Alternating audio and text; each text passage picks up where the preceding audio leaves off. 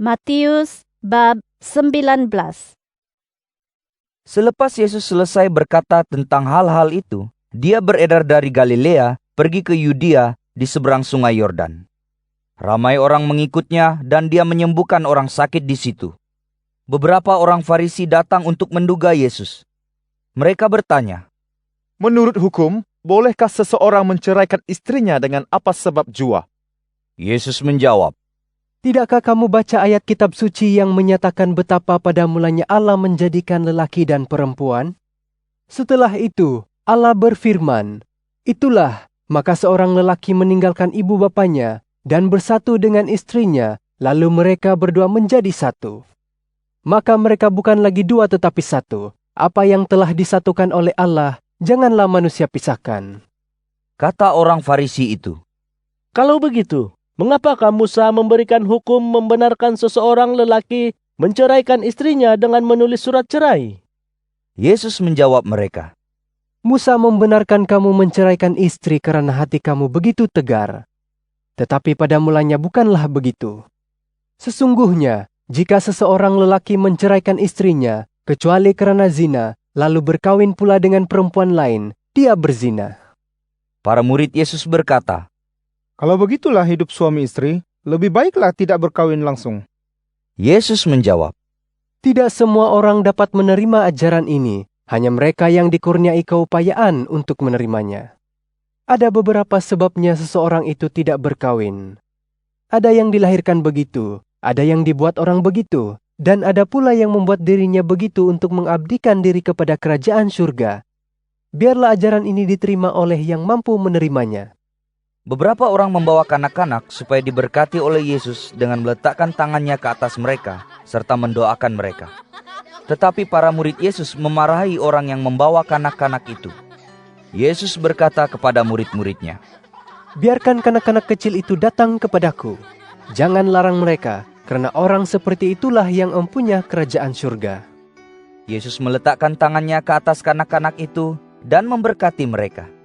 Kemudian dia beredar dari situ. Pada suatu hari, seorang pemuda datang berjumpa Yesus lalu bertanya, Guru, apakah perbuatan baik yang harus aku lakukan untuk mendapat kehidupan kekal? Yesus menjawab, Mengapa kamu bertanya kepadaku apa yang baik? Hanya ada satu yang baik. Sekiranya kamu ingin masuk ke dalam hidup, patuhilah hukumnya. Pemuda itu bertanya. Hukum yang mana?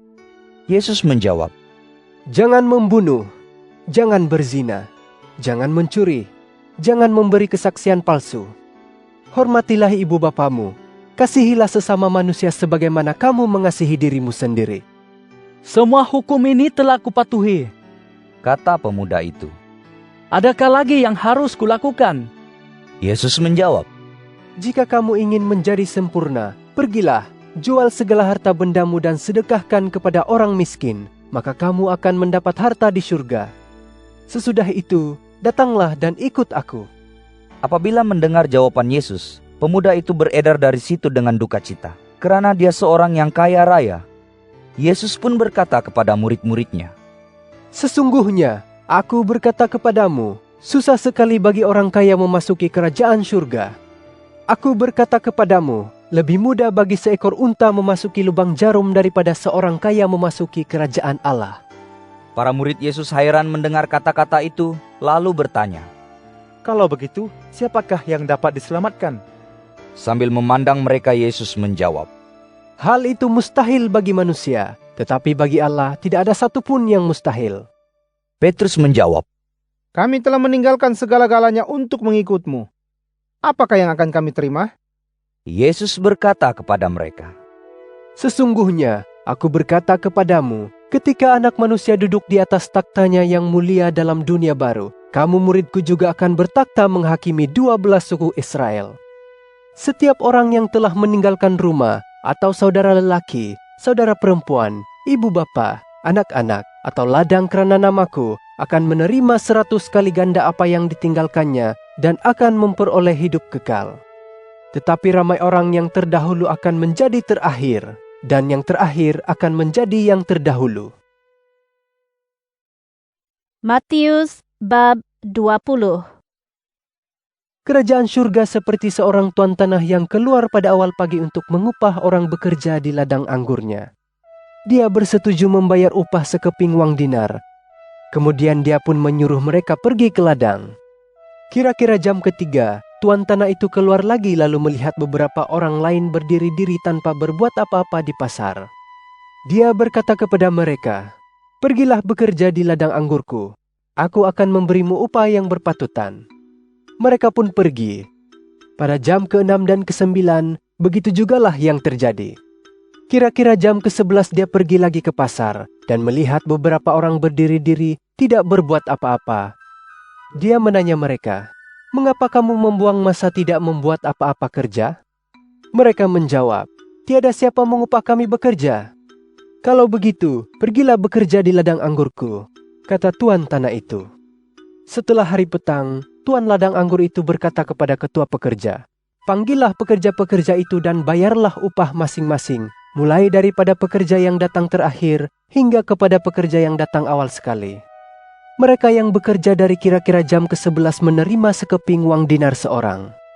Oleh itu, mereka yang bekerja sejak pagi menjangka akan menerima bayaran yang lebih, tetapi mereka pun mendapat sekeping wang dinar seorang. Mereka pun mulalah bersungut kepada tuan tanah itu. Mereka berkata, "Pekerja-pekerja yang baru datang itu cuma bekerja sejam sedangkan kami sehari suntuk dalam panas matahari. Tetapi Tuan membayar kami dan mereka sama sahaja." Tuan tanah itu menjawab seorang daripada mereka, "Dengarlah kawan, aku tidak menipumu. Bukankah kamu telah bersetuju bekerja dengan upah sekeping wang dinar sehari? Ambillah upahmu dan pulanglah. Aku memang hendak memberi pekerja yang datang terakhir itu upah yang sama. Bukankah aku berbuat sesuka hati dengan uangku sendiri? Mengapakah kamu busuk hati karena aku bermurah hati?" Yesus berkata lagi, Begitulah, orang yang terakhir akan menjadi yang terdahulu, dan orang terdahulu akan menjadi yang terakhir. ketika Yesus sedang dalam perjalanan ke Yerusalem, dia mengajak 12 orang muridnya ke tepi dan berkata hanya kepada mereka, Dengarlah, kita sekarang ke Yerusalem. Di sana anak manusia akan dikhianati dan diserahkan kepada ketua-ketua imam dan ahli-ahli Taurat. Mereka akan menjatuhkan hukuman mati kepadanya.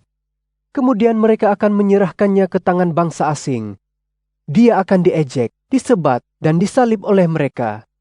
Tetapi pada hari ketiga dia akan dibangkitkan semula.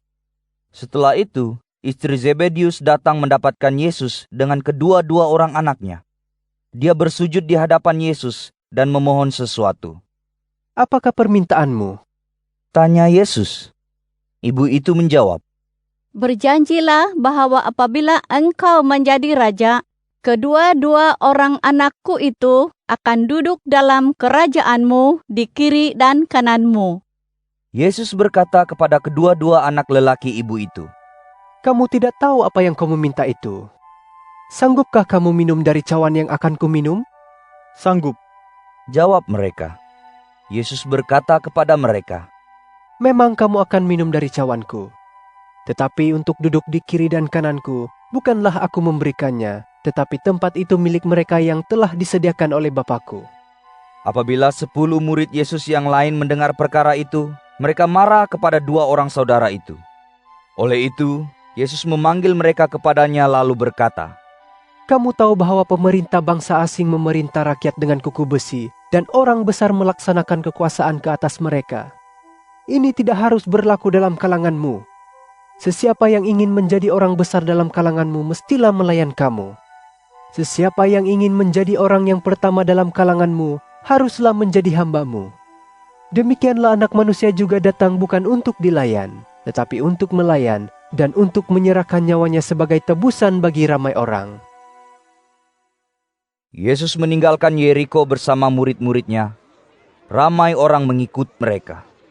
2 orang buta yang duduk di tepi jalan mendengar bahwa Yesus selalu di situ, lalu berseru, Wahai Tuhan, anak Daud, kasihanilah kami.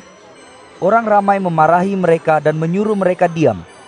Tetapi mereka semakin kuat berseru, Wahai Tuhan, anak Daud, kasihanilah kami. Yesus berhenti, lalu memanggil mereka dan bertanya, Apa yang kamu mahu kubuat untukmu? Jawab mereka. Tuhan, kami ingin melihat. Yesus berbelas kasihan kepada mereka. Dia menyentuh mata mereka dan serta-merta mereka dapat melihat. Lalu mereka pun mengikutnya.